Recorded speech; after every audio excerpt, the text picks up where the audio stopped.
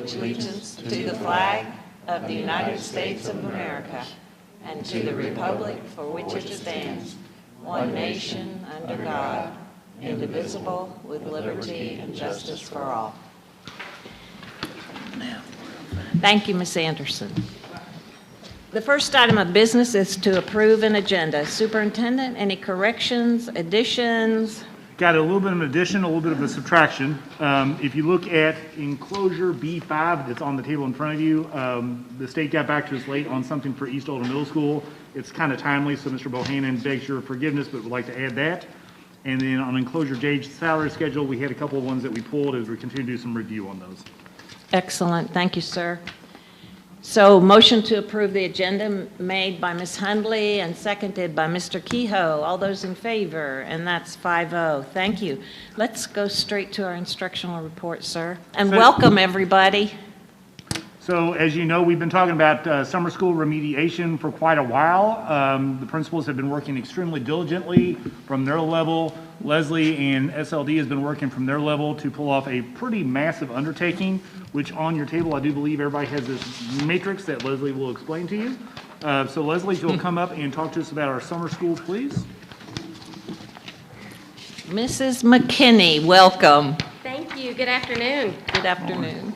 So Dylan is sorry that he can't be here today, but know that he and I have been working in tandem for many weeks now on what we're going to present to you today. What we're going to present today is a tentative plan, and the reason it's tentative is because this is what we would like to do based on our needs, but of course it's going to come down to whether or not we can get the students in the door this summer, whether or not they're interested and their families are interested in having that extended school year experience. And so they're tentative. We want to certainly plan for the very best we can give them, knowing that our budget may come down based simply on the fact that we may not have the interest there. Also, obviously, that affects staffing, et cetera. So we've given you some preliminary summer school numbers in the ESSER 2 budget that we passed at the last time that we met, including the state set-aside. At this point, that should cover most of what we anticipate doing with summer school this year and bring us into some summer school for next year. So what I'd like to do is first just explain the Gantt chart that's in front of you, the colored chart, and essentially what you see here is every school has agreed to do a summer program in their unique buildings. All of those schools were funded through the federal grant. However, some are also using their ESS funds to make this happen. It's going to look very different because you see some look like they're spanning over many, many weeks. Some have breaks and that sort of thing. But please know that all schools are running an exhaustive program that's unique to the needs of their students. And they're targeted at different things, which we'll be going over here shortly. These are tentative again. It's also for them based on staffing and based on student interest. And so they've done a remarkable job, as Mr. Schultz said, of really thinking about the needs of their students and what would be a valuable experience for students if we're going to ask them to come in the summer. So that's just a snapshot, a visual to kind of let you see where things are going on throughout the district. At the very bottom, you're going to see a section that says district camps. That is something we're running at 3 elementary schools in the afternoon throughout the summer. And so some students will have the opportunity to have a full-day program. Should they choose to attend their school's morning program and then our after-school or afternoon program at the district level, these kids could really benefit from a full day of academic and social enrichment. So we're really excited about being able to do that. So let's go ahead, if we can, and jump in. And the first thing we want to talk about is just a little bit about the focus of the elementary schools. And we surveyed each elementary school. We didn't tell them what they must include. We obviously set out for them what would be some best practices, some things to consider. And then each school designed their own unique program based on that. But just to give you a snapshot at the elementary level, most, if not all, schools were focused on reading, math, and writing, essentially. And they also were looking, at several schools were looking at things like social emotional learning, STEM, and also play. If you read the most recent guidance on summer programming across the United States, they really do talk a whole lot about the importance of recreation and play, especially for our youngest kids in the summer program. So we were proud to know that every school incorporated that within their morning programs as they went throughout the summer. Some of the things that we asked them to do are think about the different ways they could, or the different delivery models that they could have with their students. And so these are the areas that came up for most elementary schools in terms of the things they would focus on. Obviously, learning loss was huge. Gap skills, remediating for those most struggling students. Also, we had some students who typically weren't strugglers, but because of this on and off year that we've had, through virtual instruction and back in and back and forth, those students may really benefit from a review or a booster program in the summer. So not just our most intensively struggling students, but also those students who have had some of a slide or maybe not the enrichment they needed just by the mere nature of the way we did school this year. And then we have some students who continue to need intensive intervention. Likely these students were in intensive intervention prior to COVID. And so we want to continue that support. But also we had schools focusing on things like the social development of students. We know that that took a toll on our students, right? Just the social development that they get from just coming in and being around students and doing this thing that we call school. Social, emotional, and mental health supports, we wanted to make sure we had some of that. We have some schools who are targeting gifted and talented type students, and then obviously some schools with certain populations are also focusing on EL supplementation in the summer to ensure that our EL learners are getting what they need. We also have moved into things like some softer skills, things like academic efficacy, making sure that they feel empowered to come back, making sure that students feel confident when they come back, relieving some of that stress by giving them some skills that will help them in that transition to going from not traditionally doing school to summer and then back in the fall. Child development and academic play, mostly that occurs at our preschool, but we do have some kindergarten programs going on where that will be a huge focus for them. And then we also ask them to consider transitionally what happens with students as they go from preschool to elementary and then from elementary with fifth graders on to middle school. So all of these targeted areas of support are occurring throughout the district. Not every school has every one of those, but they're all focusing on those types of things as they move forward. I'm going to go to finish elementary and then I'll take questions if you have any. We have 9 elementary schools. They're all running a program. We anticipate inviting or having volunteers of up to 800 plus students. Again, that's our goal, is to get that many students in. And it will probably, if that happens, take about 85 staff members. That includes some classified, some teachers, in order to pull that off. So are there any questions particular to elementary? Well, just in general, I noticed that there was a cap at the very end of all this. If you exceed that cap with students wanting to come, are we setting a limit first come, first serve, or how are we going to address the cap issue? We have a cap, and I'm not sure which one you're talking about. We do have a cap at our district sites at 150 students. I'll be honest with you. I will be shocked that we get that number. But we're going to be sending out surveys, and I would assume that schools would be doing the same. We're going to be giving some sort of guidance about how to move forward. Our next step is to actually survey and poll families and say, would you be interested in this? Here's what we're offering. Here's what it looks like. If you're interested, let us know. At that time, if we have a school with a lot more need that doesn't have the resources to meet that need, and we can help them, we certainly will. We want to get them in if they want to come.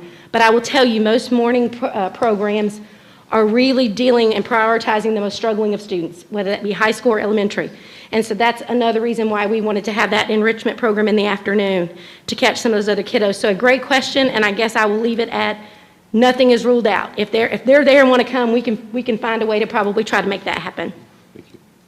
Thank you. I do have a question. Mr. We're providing transportation, food service for all of them?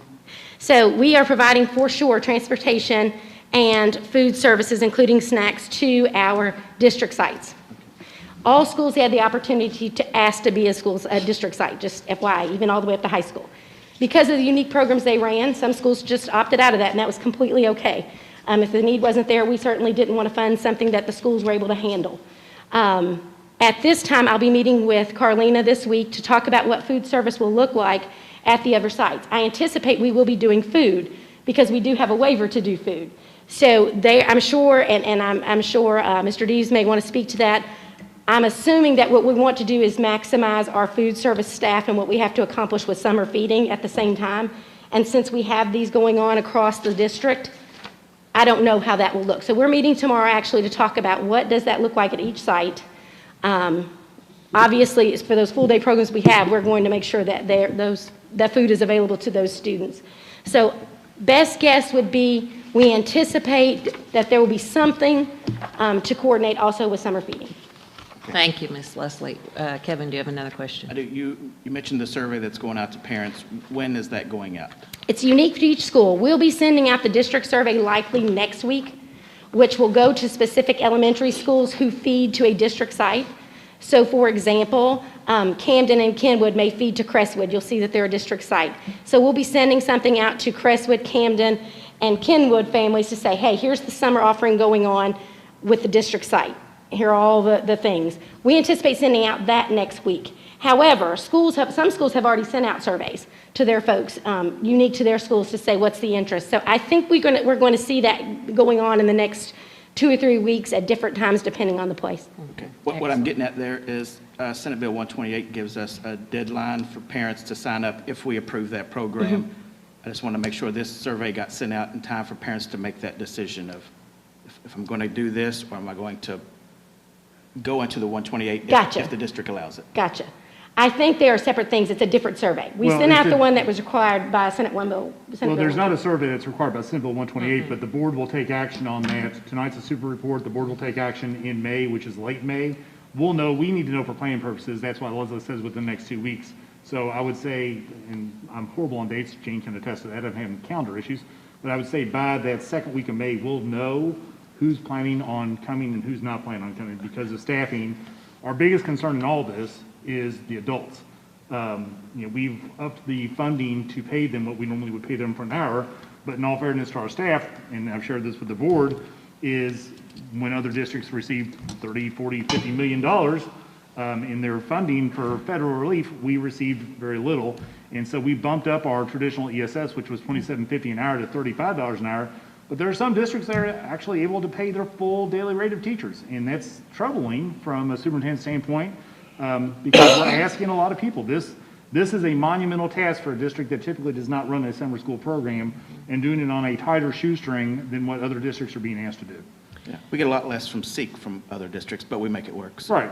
Yeah, well, I mean, we'll make it work. It's just more or less, once again, I have faith in those guys out there that will follow this through, and then with the district side, that we'll have a tight package when it's all said and done. Yeah, thank you for making that point, Superintendent, and for recognizing how hard our administrators are going to have to work and our staff to make this work. Thank you. It's already been a long year, and now you're asking folks for a longer Yes, year, and so yes. they're as tired as our kiddos. Yes. For sure. To speak to your transportation question, again, we will definitely have it at our district sites until we get the survey back and we see part of that survey will be, do you need transportation?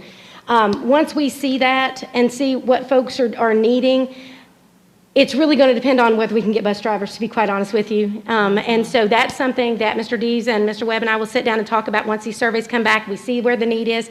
I would love to be able to tell you that at a minimum, we would like to have a bus that's running on that OC campus, that Oldham County Middle, Oldham County High campus. And even though that's not an elementary site, we know that there's a great need there. That's not to say there aren't needs other places. But logistically, we've got to be able to pull it off with a limited number of drivers. And so we've made some adjustments to their pay as well to try to entice some summer driving, giving them their actual rate of pay instead of what we typically do, I guess, for more field trip summer type things. So we're hopeful, but we just kind of have to take this one step at a time once we see who's actually committing to coming. But that would be our goal. Right, so I'm also assuming that our principals are going to need to include that piece on their survey as to whether you will need transportation provided. That will help our transportation department greatly.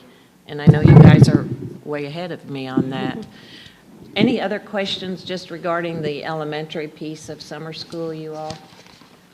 Thank you, Leslie. Thank you. So as we move on to middle school, same sort of focus. Content area-wise, you're going to see the addition of social studies into some of our schools. So students who struggle with that virtually or throughout this intermittent learning throughout the year. Also looking at more STEM, and they actually had several middle schools who are focusing on the arts. Which was a really creative thing to do. Students who are in those courses who also did not have the benefit of necessarily enriched learning all year. And so that's kind of what their content focus looks like. And additionally, they had their own targeted area of support. So obviously, the same types of things, most priority students in terms of intensive intervention, those students requiring gap skills for learning loss, those students who needed boosters and reviews that weren't traditionally necessarily a struggling student, but now are not feeling empowered to necessarily come back the next year and feel ready to go.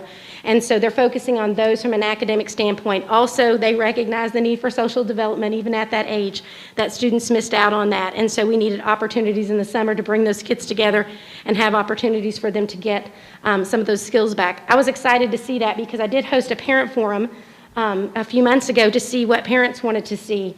We did two live forums to say, what do you see from a parent that you want us to think about? And so big topic was mental health, social emotional. My kids didn't have that this year. what can that look like in the summer? So I was glad to see that folks incorporated that in their plans. Obviously, social emotional mental health, we're going to keep saying that. That's a need everywhere. We did have a school that's focusing, or actually a couple of schools that focused on those students in gifted and talented programs to ensure they're getting the enrichment that they need, artistic and cultural development, and then academic enrichment in general. You're going to notice those bottom three are a little stronger at the middle school than you saw at the elementary, because oftentimes on those foundational years, we really are focused on ensuring that those kids are socially ready, but also that they have those strong academic foundations. And so again, this is unique to each level, and that's something we're really proud about, that it's not canned, it's about what their kids need.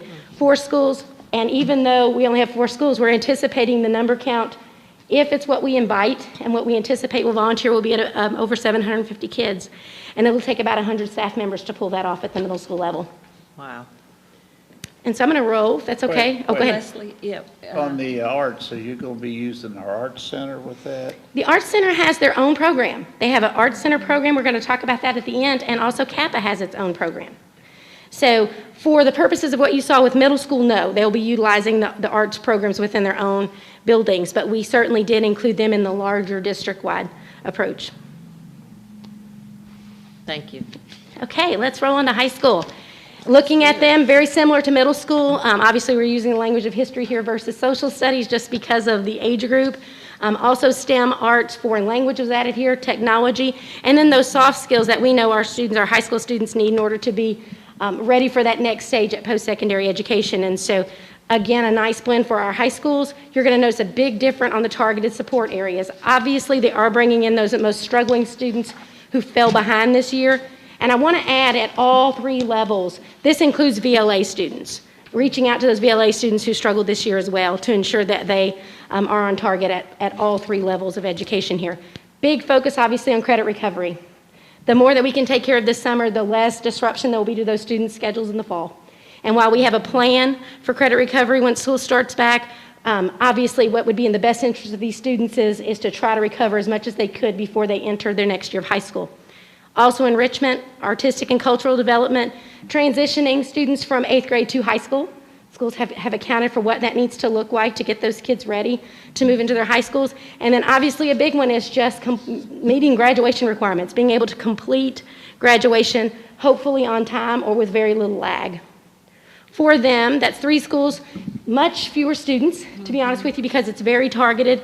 Our priority really and truly here is making sure that we're getting kids graduating to high school completion, and we're doing as much with credit recovery as we can. And we think it'll take about 32 teachers to pull this off. So any questions about middle school or high school?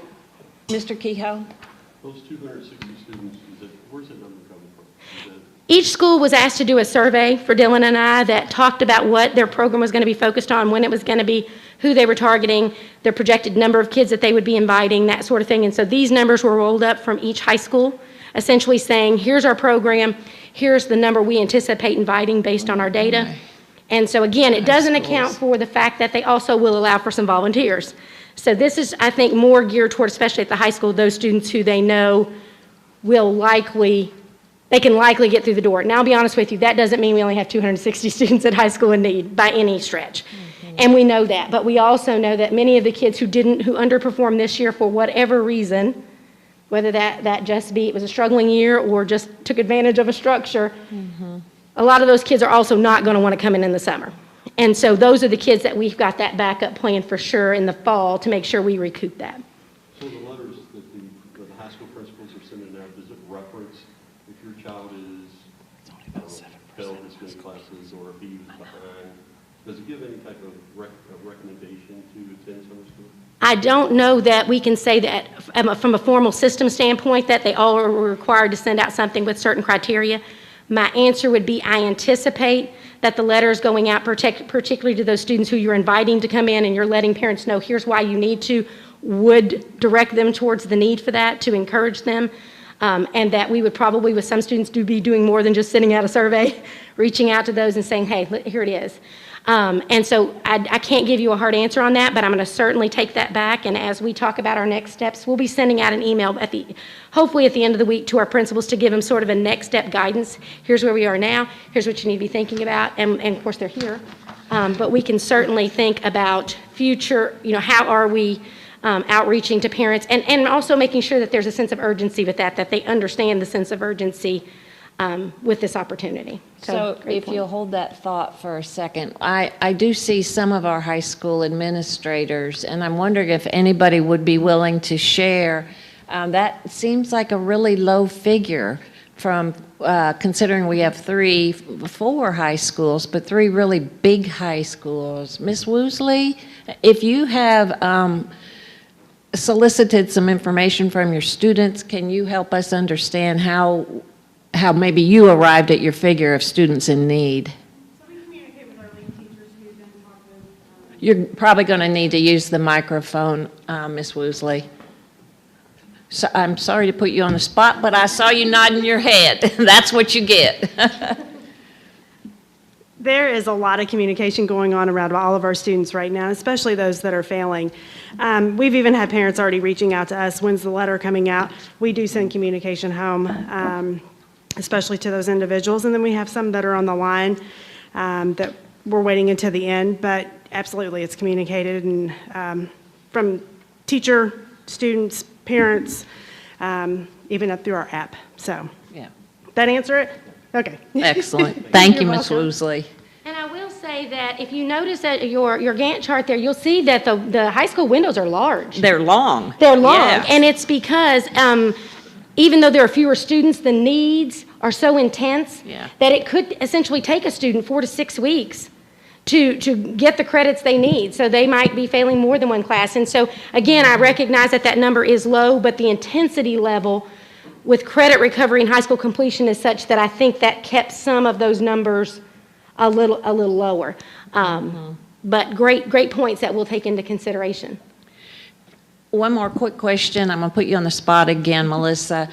Does that figure account mostly for students who need remediation, or are we also factoring in any enrichment, kids, or a need for enrichment or for our gifted and talented students? Or We have several different programs running all together at different points and different times, just as she said, depending on the needs of the students, depending on enrichment. Yes, we have some field trips built in for students to be able to do from, depending on. Excellent. Like multi-layered. Yes. Just so we didn't miss anybody. Yeah. Even our incoming eighth graders have a fresh high school. Excellent. So, Thank you. And I will Thank say you. that South Oldham High School has the most diverse plan right now, and I think that the others will evolve some as, again, in the next few weeks, other things arise. But one of the things she pointed out was, I think it's really unique that they're doing a career readiness, so ACT prep kinds of things. They've got a group of kids coming in just for that sort of thing, and they've got kids coming in to transition. Whereas other high schools we have, I'll be honest with you, some of them, they're pretty much their sole focus because of their numbers. We're on credit recovery. So most of their efforts are going into that basket because that's where their student population lies. And so it has been really unique from school to school. Excellent, thank you. And so middle school staff members, this is like one question leads to another Well, we do these question. things. These So are if Miss Woosley at South High is trying to incorporate eighth graders, is the middle school then focusing on incoming sixth graders and then current sixth and seventh graders? Just give me a nod, or if anybody can speak to that. Gonna say, I know for Some- sure Austin some are. Hunsaker is, but he is not able to be. Some here. are and some are not. And we encourage them to coordinate with their Feeding Elementary School to see who was going to cover those rising fifth graders. And so that's unique to the individual schools. All Yeah. right, Beth Wallafer can speak from a feeder school program if you want to, because Thank her and you. Austin have been talking. I think. thank you, Miss Beth. You'll have to come up to them. Yeah, Come to the mic. I can't see you or hear you. Hello. Hi. Yes, we've had some information from both East and South for our fifth graders to do some surveys about their interest for next year. So So already working on it. I know you all are well ahead of us, but I appreciate being able to share the information so that we can hear it too. Thank you. Miss Leslie. All right. What we want to kind of shift to really quickly are those schools who don't fall into necessarily a level, but that we are so excited that we have programs for. So the first one is Buckner Alternative. You'll see that they're on there, pretty big windows actually, focusing on Typically, what we're also seeing in the other high schools at their scale level, mostly looking at credit recovery and completing high school, to be quite honest with you. They anticipate 30 students. They usually have, I think, 40? So that's a substantial number of their population that are going to be hopefully taking advantage of the things going on in their school. We also have the preschool who is running a program this summer, and that's going to be focused mainly on 3 and 4-year-olds. And so they've got some great things going on with getting those kids socially ready to either progress within the preschool or to rise up as kindergartens. And this is really an untapped thing for us as a district, and you don't see a whole lot around the state or the country, so it's going to be exciting to see what they're able to do. Yes. They've also included some great opportunities for parents to come in for workshops to work so that they know how to work with their students to get them ready for that next level. And so because these kiddos are so small, they had to really also target the adults. Excellent. So some great things there. Thank you. Also, we have the ARVN, and the ARVN is running also a pretty lengthy program. Now, theirs looks longer because their different areas of focus are running their programs at different times. So biometrics may be doing it differently than engineering, differently than automotive. It's not that they're all running that entire length. It's broken up, I'm assuming, as to student desire and also teacher availability, when they're available during the summer to actually teach those courses. And so these are all of the areas that they're going to be focused on, exciting things, and they are mostly volunteer, and so their to be determined has not yet been determined. We don't really have a number of what to anticipate for them, but they're reaching out and have some strong things planned.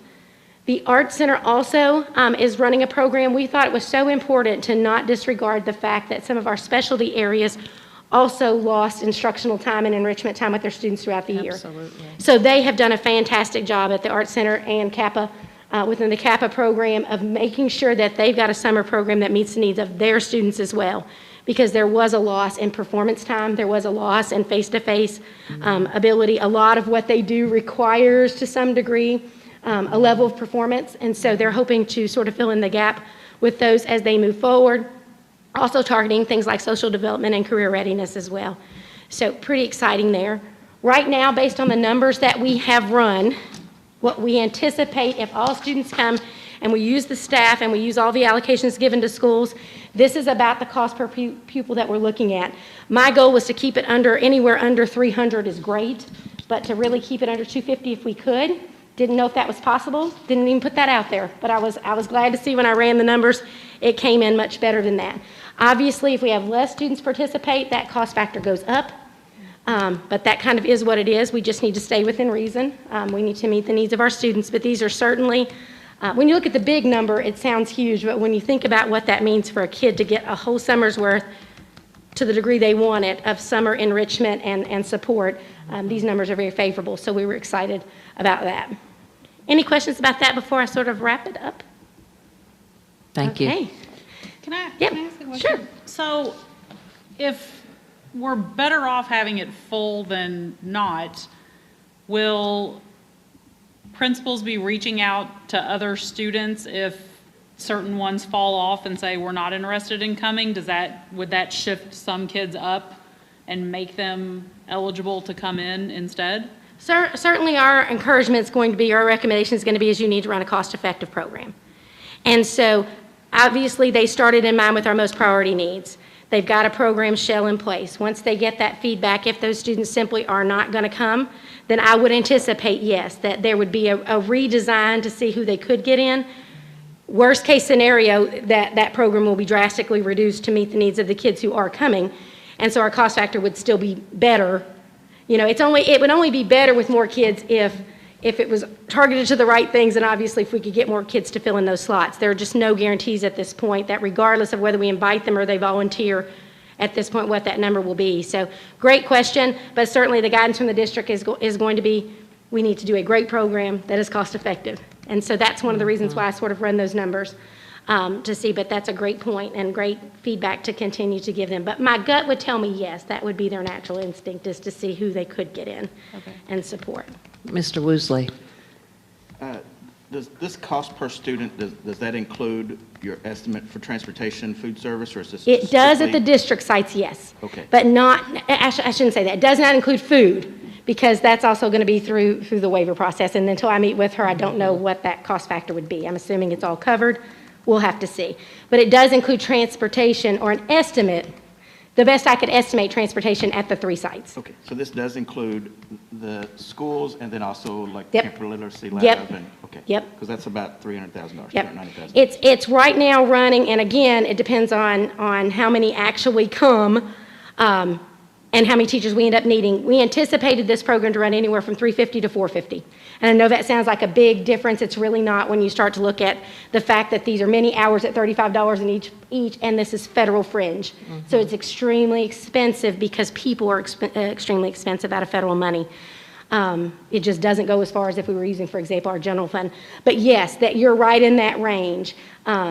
We have some cushion that if for some reason it went over, which we would be okay with if we could support the rationale for it going over. And so if we had to reach into there, and obviously the bigger need would be this summer, but we do anticipate ongoing need at least for another year.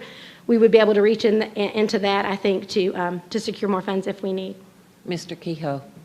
So if a student isn't on the principal's radar and their parents want them to attend, will they be allowed? Our encouragement would be, well, 2 things. Of course, we want to encourage all schools, if you've got somebody reaching out to you, let's see what we can do to take advantage of that. However, again, some of these programs are very prescribed to meeting the needs of most students. So if you were running a program that met a student with a high level of intensity and a parent wanted their student who's above average to come, well, that would be disappointing for that student. And so what I would probably encourage our folks to do is if they run across that, that's a discussion we need to probably have at the district level and say, okay, even though we're not running a district, for example, what I say for elementary is send them to the elementary sites in the afternoon and we'll take care of that. But since we don't have a district site for secondary schools, what I would recommend is if we start to see a need come out of this and we need to back up and think about that, then we need to back up and think about that. And that could very well come out of this survey. So again, this is really, I know it sounds late in the year, but this is really first stage interest. What can we pull off? What do we have the staffing for? And how do we meet our biggest needs first? So, Mr. Dodson, do you have a question? Yeah. Let's say a school area has less than they need, and another school area has more. Can they cross over? I think what we've found is that particularly when we're talking, I don't know that will be an issue at the middle schools and high schools. It could conditionally be of interest at the elementary, but I think one of the reasons why schools opted to run their own program was the cultural piece of that, the community piece of this is our school, these families know us, they know our teachers, these teachers know these kids. And that was such a strong pull, we wanted to endorse that. So I guess what I would say to that is I would much rather see us support the school if they have a greater need than they think, for example, and we've not given enough resources to accommodate that, or maybe they can't get enough staff, then I would love to see us at the district level support them in getting them additional staff and additional resources to run it at their school. At their school. Agreed. Yeah. Agreed. So Ms. McKinney and audience, you all can tell there's a great deal of interest in our summer programs, and we talked to probably most, if not all of you at site-based council meetings about your preliminary plans or your thinking for summer school. Can you just please, we don't have another instructional session planned regarding our summer programs. Can you follow up with us as we have more hard and fast information and we know the numbers and we know the staff that are involved and all? I know that the board wants to support this as much as possible. So- Absolutely. We anticipate our next big step is hopefully getting our district level results back within 2 weeks. I would assume schools would want to be getting their results back by the middle of May as well. That will determine a lot of those questions you all have that are the next steps with transportation on off-sites, et cetera. So we can certainly give the superintendent updates on a weekly basis. If there's nothing to update, we won't, but we can at least make that a standard thing. If there's something we can let you know about, we certainly will. Thank you. And we still didn't discuss this one Yep. last We got slide, one last Ms. thing. Leslie. We are really excited. Again, our original goal, when we started talking about this months ago, was to have an opportunity for academic enrichment and social, emotional, and just recreational development at all levels by means of a district site. Meaning we could take some of the pressure off of the schools themselves and as a district promote a summer programming in a camp format, if you will, that would allow for parents who were struggling with what to do with their kids over the summer, but also who know their kids need more support. But sometimes it's just not the most struggling students. Sometimes it's just the everyday kid or even the advanced kid. So we wanted to make sure we had an opportunity for all of those kiddos. Initially, we put out this again at all levels. The interest really took off at elementary, more so again than at high school and middle, and that's okay. We certainly, we left that open for need. And again, we're happy to revisit it if that arises through surveys. But essentially what we've done is we've got 3 locations for district sites. They're at the very bottom of your matrix, where this is afternoon programming. And it's going to be STEM and science academics. In the afternoon, science enrichment. It's going to be reading and math enrichment. There'll be a social emotional learning component. There'll be a recreational component. And then there'll be time for related arts and physical activity, so that these kids have a wonderful time, but also are learning at higher levels. Any student can come to this. We're not inviting. I do think that the schools at these sites will be inviting the kids that are in the morning to come in the afternoon, which is awesome. But we'll also be opening it up to anybody at those feeder schools who want to come. Our purpose again for that was to make sure that we weren't just targeting our what we deemed our most struggling students. We wanted anybody who wanted to take advantage of that. So you may have a group that's got really struggling learners, and then also some advanced learners, but the way we're crafting this is such that they're all going to be able to take advantage of that. Super excited about that. You're going to be seeing a contract coming through pretty soon. We want to contract with the Kentucky Science Center, who has worked with Camp Literacy Live in the past, to have an outstanding science and STEM program that occurs every day, all the way through summer programming at these 3 sites. So we're excited about that. Centerfield and Locust have joined together, so their staff and students are actually attending the same summer school in the morning and also in the afternoon for the most part. And it will be held at the Centerfield location. So we will bus the kids that need to be bused from the location of the Locust Grove area to Centerfield. That's just because they both had an interest. They were so close together, it would be silly to have 2 separate district sites that were neighbors. So they agreed to do that, and they're doing a great job of figuring out what that sort of looks like. Our cap for this is 150 students, and that's because that's all the staff we can get, to be quite honest with you. Remember, these staff are also working at their schools in the mornings. So we're asking folks to do even more than that in the afternoon. So we're looking at 150 kids, 2nd through 5th graders, rising 2nd through 5th graders, who would come to this, and the kids can come for just 1 session. They're actually, at each of these sites, there are 3 essential sessions, 2 at a couple, but the parents can send them to all of them. It won't be a duplication of what they did in June if they come in July. It'll be a new experience for them. It is free. And for some of those kiddos who come in the morning, it will give them, again, that all-day opportunity to have an all-day exposure in a camp-like form. One last thing I do want to say that we're excited about, if it works, is we really wanted this to have a camp feel and not feel punitive. We wanted kids to want to come. And so we are seeking to hire, and that's part of our budget, some 8th through 11th graders who will come in and be essentially camp counselors. So each teacher would have a couple of camp counselors with them. We would be able to pay those folks minimum wage, and they would rotate with their little group of kids, and they would do the activities with them, support the teacher, but it also helps us keep our numbers grouped smaller. So that with COVID, we wanted to make sure we were also being safe. So we'll be putting those feelers out, I think, at the end of the week to see if we can get interest for folks for that. But we're excited about how even the little kiddos will feel about having that 8th grader or high school student sort of working with them. So in a nutshell, this is our program. We hope to get 450 students per site throughout the summer. Excellent. Thank you, Ms. McKinney. Mr. Woosley. Is there a reason why there's no sites on the North Campus? Thank you. That was my question. Yeah, and that is something that we talked to both sites about, both schools on that site and on that end, and they determined that it was better that they were more interested in running their own unique programs. So we did talk about having a district site at either Goshen or Harmony, and they felt like their programs that they wanted to run in the morning were substantial enough that they could do that. They were going to do some more with enrichment, I think maybe using some community resources, maybe libraries, things like that, to sort of target it. We are going to reach out to these families to say that they can come to one of the district sites, and we will be offering transportation for that. Okay. But it would have been more convenient, obviously, for the families had it been at one of those locations. It just bared out that they felt like their needs were better met running their own school program. I guess depending on the results of your survey, and I see Ryan in the back of the room, if there is a great need, I don't know whether you're offering an all-day program, Mr. Radowski, but if there's a great need identified from the North Corridor elementary students, Everything is we on the may need to table. rethink this. Everything is on the table. We're doing a half day, and we've identified, I think this one, maybe 3 students that would benefit from the whole day, so the number's fairly low, and we're in communication with the district. But your students would also have the option to opt in to something like this in the afternoon. That sounds like it's basically more or less enrichment. It is. So, okay. Thank you. Thank you.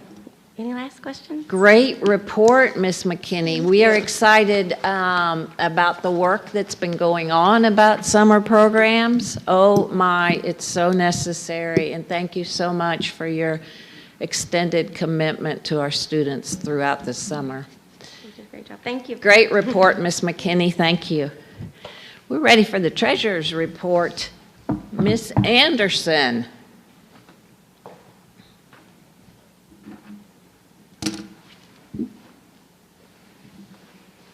Good afternoon. Everybody. All right, so we have the treasurer's report for the month of March in front of you, starting on page 4. We'll start with the cash section. Our beginning balance in total was $66 million, and our ending balance is $61 million. So this is the time period again where we're using our money.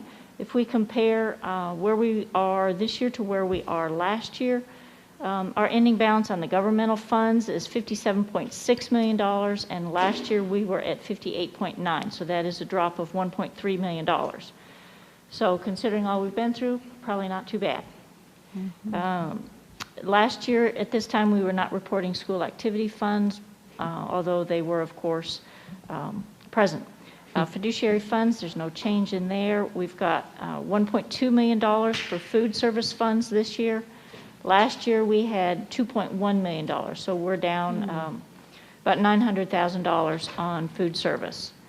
But we are not too far from where we were at June 30th of last year, so I think they're kind of holding their own there. Daycare, we're at $1.4 million right now, and last year were at $1.9 million, so that's a drop of about $500,000. We are still receiving that money from CRRSA funds, ESSER for daycare, so we are sending our salaries over in that direction, so we should see some recoupment on the daycare side as well.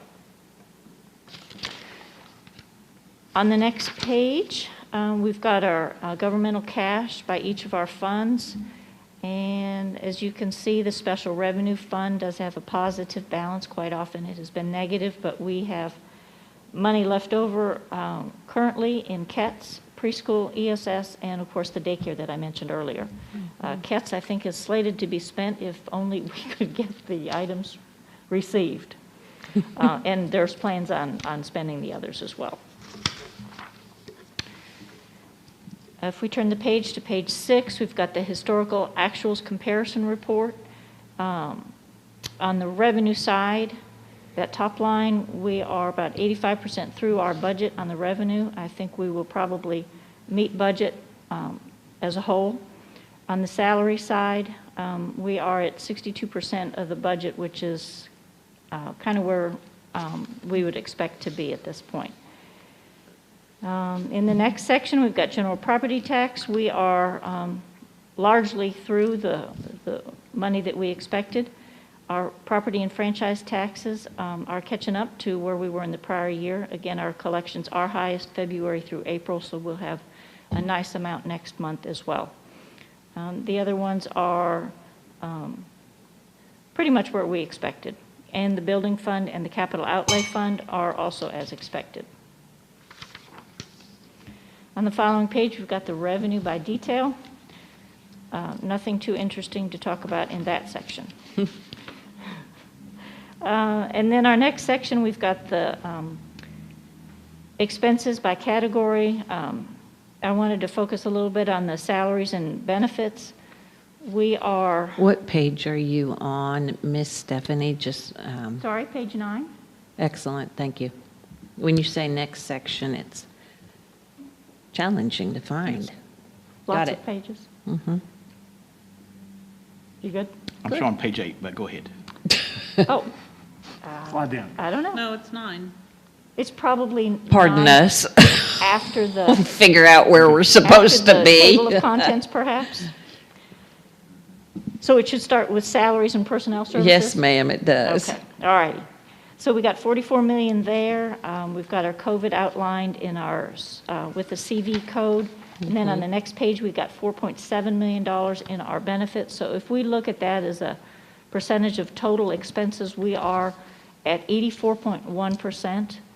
And we are, last month, year-to-date, we were at 83.4%. So we're kind of sneaking up on that 85 that we're wanting to be careful of. So keep that in mind as we go into budgeting. We'll be adding these MAG salaries in addition to the STEP, and so we'll be putting in a considerable increase this year. That was really all I wanted to say on the expenses by category. Our next section on page 18, or perhaps 17, In the area of? are our costs by function. And then after that section, we've got the reminder of $2.1 million, $2.2 million were taken out of general funds this year that would have normally been used by SEEK, and this was a grant in place of that. So just make some of our costs look very low. On page 22, we have the bonding potential. There's no change there. On page 23, we begin the balance sheets. And the only thing I wanted to call to your attention on this page, in this section, is on page 34, we've got the governmental capital assets, and the following page, we've got the food service capital assets. We have put some assets in play and begun some depreciation. We will continue that process through year end so that we are all caught up on that. And then the final section, the income statements by fund, begin on page 36. And that concludes the treasurer's report. Excellent. Questions for Ms. Anderson on the treasurer's report? Motion to approve, please. Made by Mr. Dodson, seconded by Mr. Kehoe. All those in favor, and that's 5-0. Will you take us through bills and claims, please, Ms. Stephanie? Yes, and this is a list of the activities since our last meeting. Our invoice count is 1,102, and we've spent $6.6 million. And this is very similar to what we've done in prior years. Last year, we would have just begun our pandemic closures. So we had 1,200 invoices and $6.5 million. And in the prior year, in 2019, we had 1,200 invoices and $5 million. So we're really kind of where we ought to be, kind of back to normal. And the following pages are all the detail invoices and some descriptions that go along with those. Yes, excellent. May I ask for questions on bills and claims, board members? Anything? All right, motion to approve bills and claims made by Mr. Kehoe and seconded by Mr. Woosley. All those in favor, and that's 5-0. Well done, Ms. Anderson. Thank you. Board members, we have several sets of minutes to approve. Again, the first minutes are from the March 29th regular board meeting. Any questions, corrections, additions? Motion to approve, please. Made by Mr. Dodson, seconded by Mr. Kehoe. All those in favor, and that's 4-0. Actually, it looks like some of these have 2020 instead of 2021. So like if I'm on page 138. Page numbers? If I'm looking at page 138, it says March 30th, 2021, and then right underneath that, it's got 2020. Yep, good catch. Good catch, Ms. Hundley. Was that the only one you noticed? Oh, it's all three of them. It's all three of those under the So March. with those corrections in mind, I don't know where Jane is, but with those corrections in mind, can I still get a motion to approve, please? It's the same on page 140. So it's just that one page. Just that one page. The other, Page the 140 minutes is, are okay. page 140 is also that way. All right, so, well, we have approved those minutes, so we'll make those corrections. Yep. Thank you, ma'am. We have a second set of minutes for March 30th, 2021. That was a special called meeting. Corrections, additions, motion to approve. Made by Mr. Woosley, seconded by Mr. Dodson, got it. And all those in favor, and that's 4-0. Thank you all. And we had another special called meeting, April 12th, 2021. Corrections, additions, motion to approve. Made by Ms. Hundley, seconded by Mr. Woosley. All those in favor? That's 5-0. And the last special called meeting was April 19th. Corrections, additions, motion to approve. Made by Ms. Hundley, seconded by Mr. Dodson. All those in favor? And that's 5-0. Thank you. Superintendent, we're ready for your report to the Board of Personnel Actions, sir. So nothing outstanding or anything that really need to draw your attention to this month. It's still a little bit light because obviously we only are reporting 2 retirements, and we know there's more of those coming, and just a few resignations, but we're in the midst of obviously April 15th and May 15th are important dates for personnel, so this will pick up next month. I would just like to make a note of the fact that Ray Saylor is retiring, and he was the plant custodian for North High for 19 years, and I just want to thank him for his service to the district. Any other questions, comments? Thank you, Superintendent. Ready for the consent agenda. Your recommendation, sir? With the changes made to enclosure B5 and J, which was revised, approved as presented. Motion to approve the consent agenda, please. Made by Ms. Hundley, seconded by Mr. Dodson. All those in favor, and that's 5-0. Recognition, sir. And sorry, J was an action item. I got ahead of myself, so you all got to be. We got it. Got it good. Okay. Thank you, sir. Not a problem. Recognition, Superintendent. Today, we have several folks that we'd like to recognize. I'll get my R words here right correctly. 375. 2021 Math Counts State winner. Nihal Jacob, an 8th grader at South Oldham Middle School, has placed first out of 77 students in the Kentucky Math Counts competition. He is now qualified for the Raytheon Technologies National Math Counts competition based out of Washington, D.C., which will be held virtually in May. As a state champion, Nihal has earned a full tuition scholarship to the University of Louisville and a $24,000 scholarship to the University of Kentucky College of Engineering should he choose to attend either one of these schools. What a great accomplishment for a middle schooler. Congratulations, Nihal Jacob. That is an amazing accomplishment. Get ready, South Oldham High School, for young Mr. Jacob. I didn't even have that problem when I was a high school senior. So all right, and the next is very neat as well. The Bex State Robotics. Over spring break, the East Oldham Middle School robotics team competed in U of L Speed School's state robotics tournament. Due to COVID-19, this team has only been able to practice and build for 7 to 8 weeks, much shorter than prior years. Regardless of those COVID-19 related challenges, East is now ranked number 3 in Kentucky for robotics, and they won the State Innovation Award for documenting and being able to explain their engineering development process. They are now qualified to compete in the World Tournament. Third place State Bex Robotics, Logan Potts, Maddox Troxel, Alejandro Villalobos, Gustavo Villalobos, Chloe Gallahue, Richard Gallahue.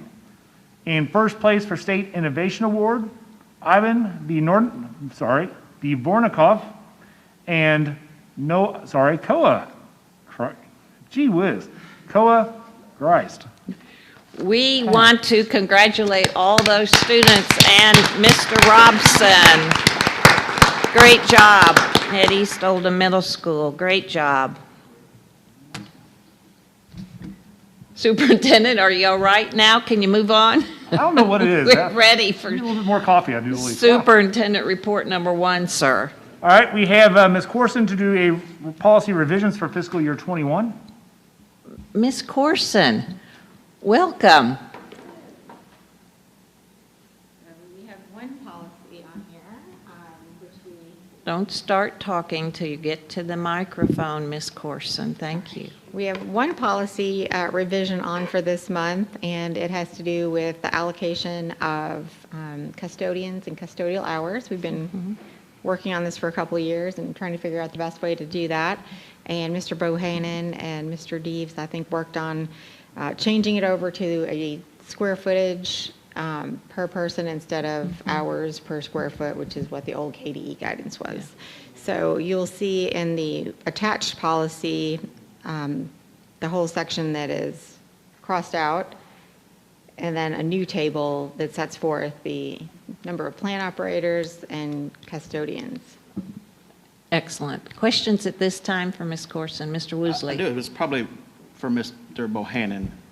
When I just look through the buildings, I see North Odom High School has 9 custodians, Odom County has 11, but then South Odom only has 7. The square footage is, if we still look back on that, it's not that much difference between the new South Odom. Do you want to see? Yeah, and that will be obviously revised again here shortly once the additions are included in this. This is based on what it was when we started this process, which was about, like you said, about a year ago.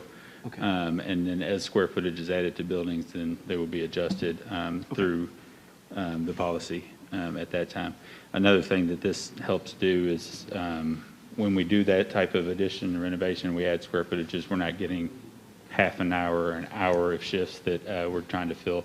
We're allocating it by position instead. So it should make the personnel department and the school hiring process a little bit easier. They're not trying to fill a 3-hour shift. You know, it'd be a whole position. Okay, thank you. Thank you, Mr. Bohannon. Thank you, Ms. Corson. And Any other questions? No? that's the only policy revision we have on the agenda then. Superintendent, report number 2, please. Mr. Bohannon, I hope you didn't get too comfortable. Come on back up to the podium.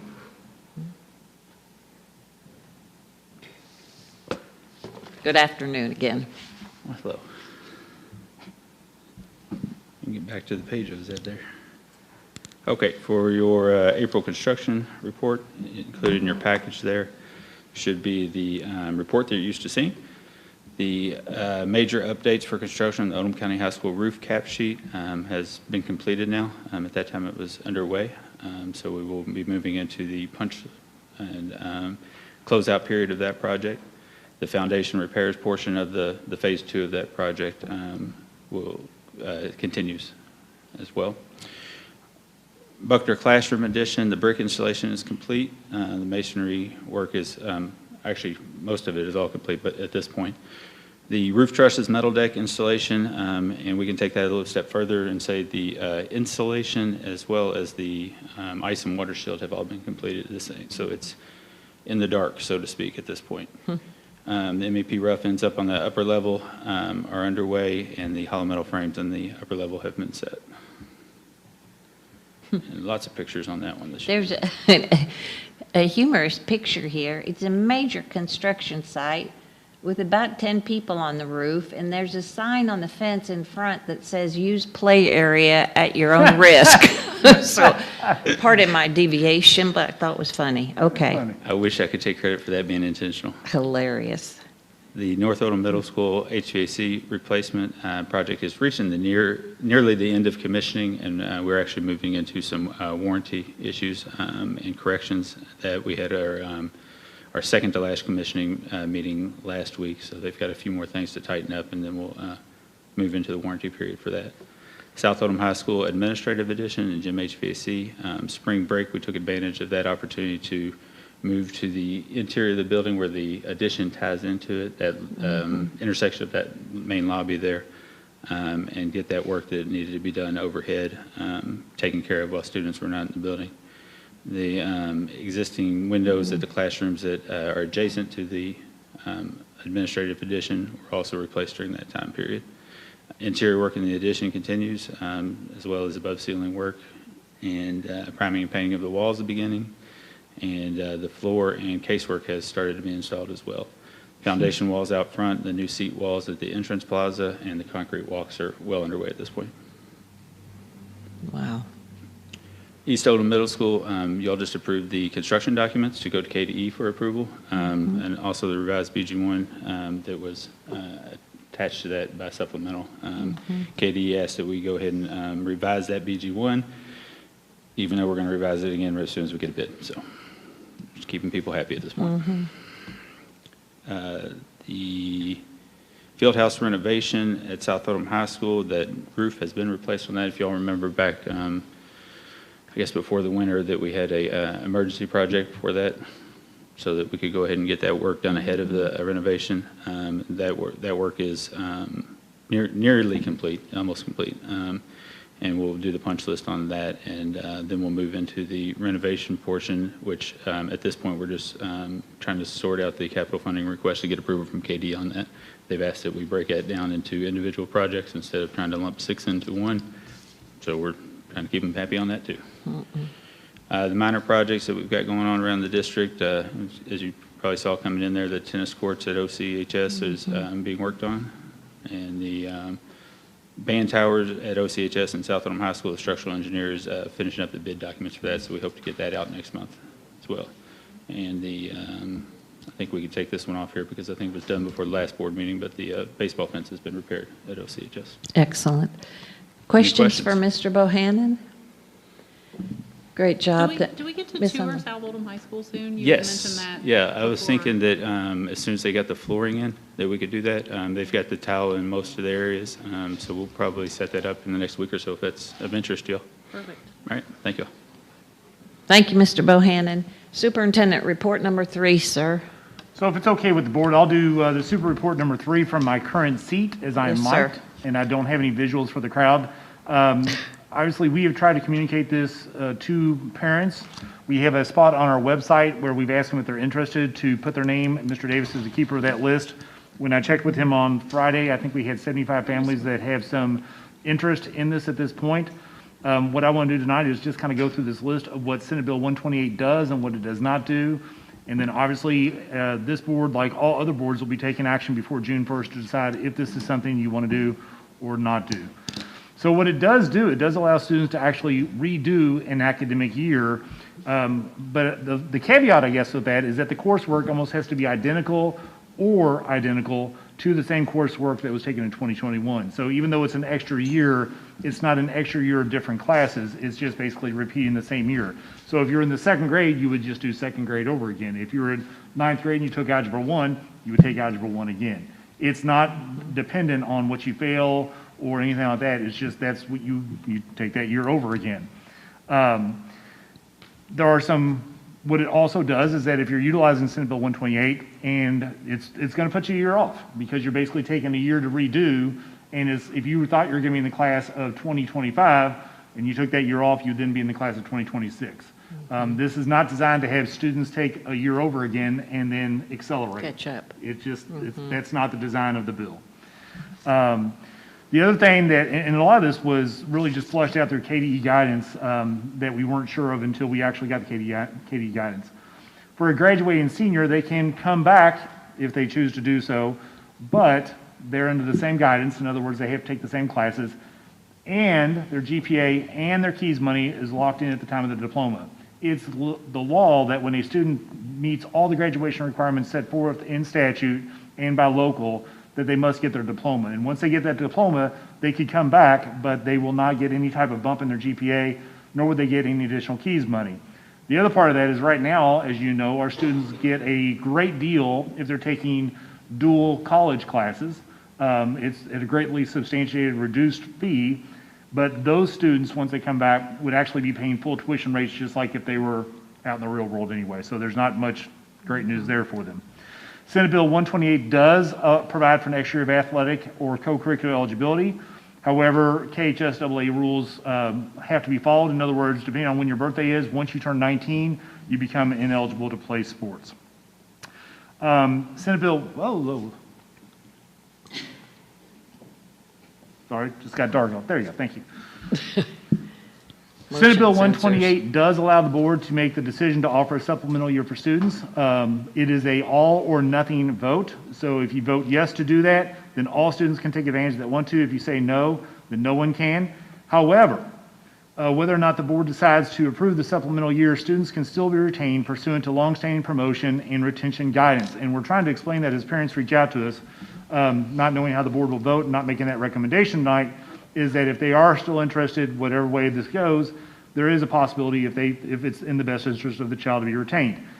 Keep in mind, no student can be retained without prior consultation with parents. What Senate bill does not do, and I think these are very relevant points, it does not allow students to take any courses that are not repetitive or closely related to the original standards. So once again, if I'm a high school junior, I'm not going to get to move beyond my current math, or I'm not going to get to move beyond my current science. You're going to take the same classes or classes that are very corresponding to that. It's not to give you an extra year to earn more credits, it's an extra year to repeat some learning. Senate Bill 128 does not account for the unique nature of each district in regards to growth and student capacity in their buildings. And as we know, we have several elementary schools that are at 98, 99% capacity, and if students are repeating a year, it could become problematic, not only for a physical space, but also for increase in teachers.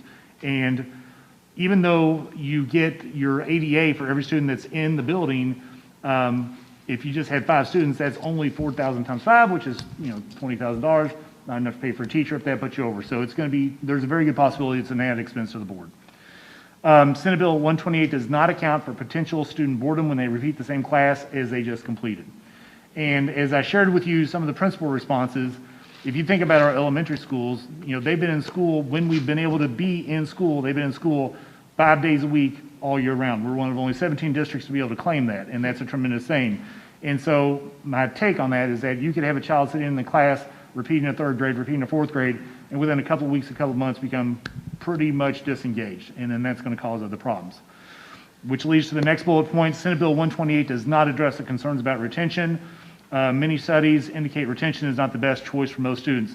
I've sent you all a couple articles. I also placed an article on the web that talks about the pros and cons of a bonus year. And one of the things, the paragraph in that says that heard the presentation on summer school. If we do what we say we're doing in summer school and in ESS, that is a better way to address student learning loss or student social emotional loss than just a straight retention. There's just a whole lot of problems, and there's tons and tons of research out there about that. Senate Bill 128 does not account for summer school and extended school services offerings by the district and schools that can mitigate concerns over missed learning. And so once again, if anyone is interested or wants to know more, I've tasked Eric Davis in his role as Student Support Services Director to compile that list and to answer any type of questions. And if he has any questions, he obviously either comes to me or anybody else that might be able to answer those, but he's pretty knowledgeable on this. And then next month, I'll be making a recommendation to you on whether I think you should go with this or not go with this. Nice summary. Thank you, Superintendent. Let me ask board members if they have any questions at this time. Mr. Woosley. So, Superintendent, you say you have 75 families who have indicated so far that they would be interested in this? Yes. Do you have that broken down on elementary, middle, high? I do. Mr. Davis, do you have those numbers off the top of your head? I do. Join us at the microphone if you would, Mr. Davis. For purposes of the recording and our virtual audience, it's really hard to hear if you're not using the mic. No problem. So as of today, we had a little influx over the weekend. There are 91 current students. Let me just make sure I got this correct. So 34 of those would be elementary. Everyone else, 39 of those are elementary. The rest of them are secondary, broken up, middle and high. If you give me just a second, I can break those down by middle and high too.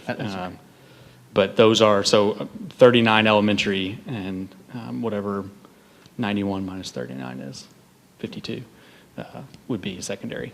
Have you looked at what those 39 kids would impact which elementary school?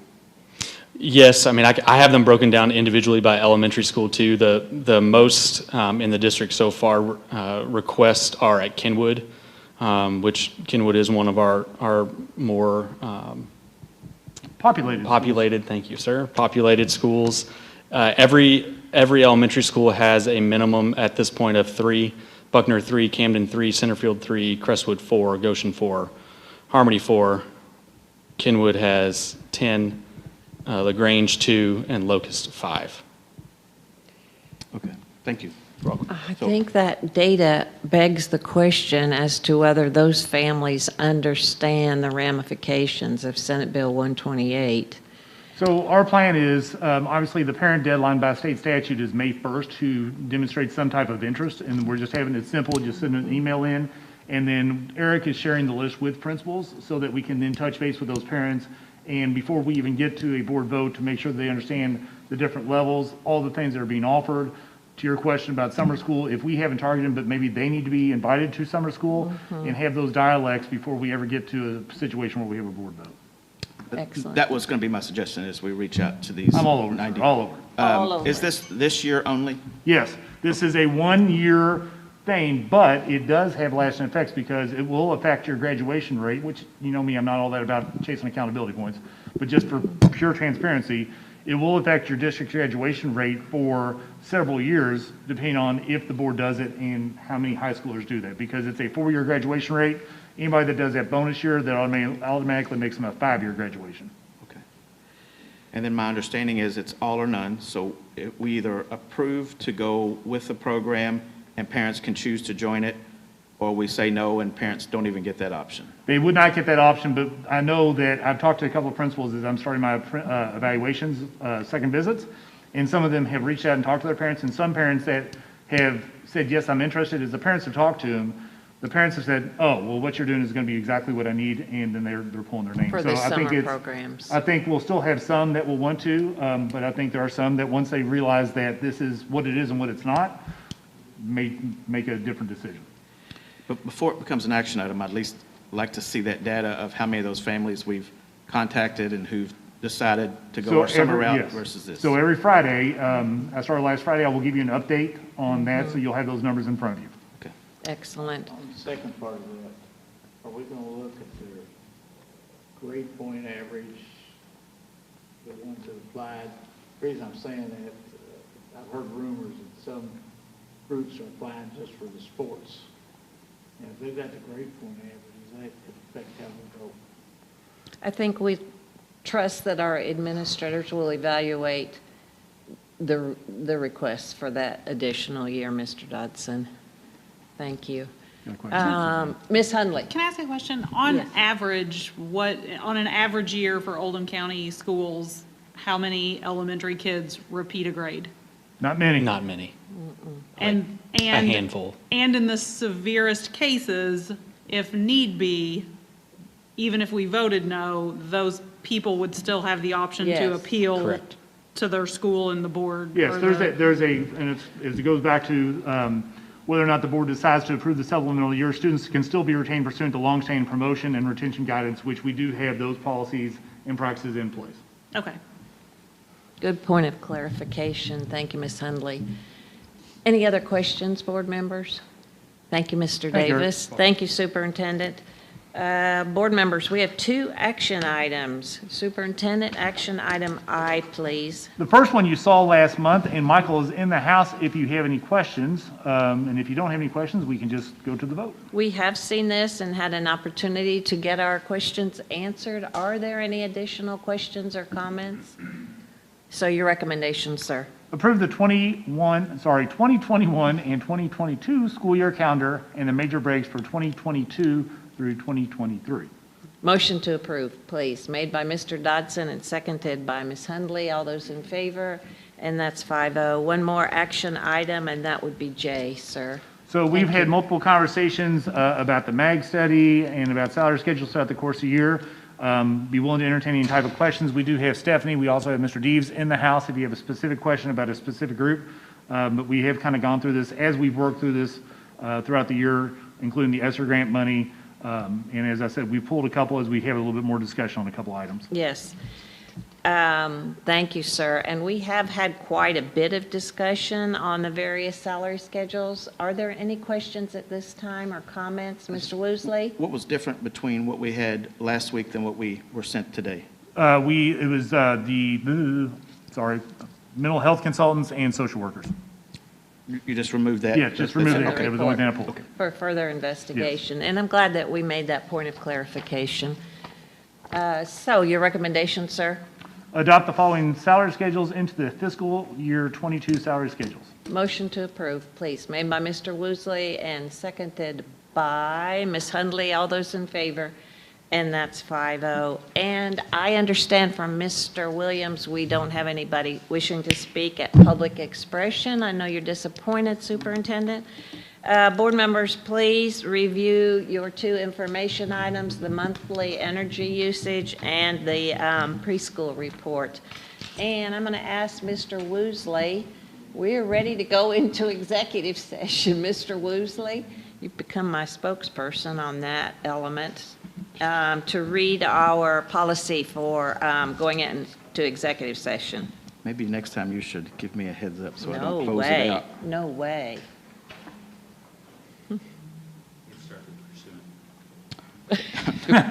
Pursue it. It does start pursuant. Need a motion to go into executive session to discuss the following matters: 3 litigation matters pertaining to student injuries, 1 litigation matter involving personnel, and 1 special education matter.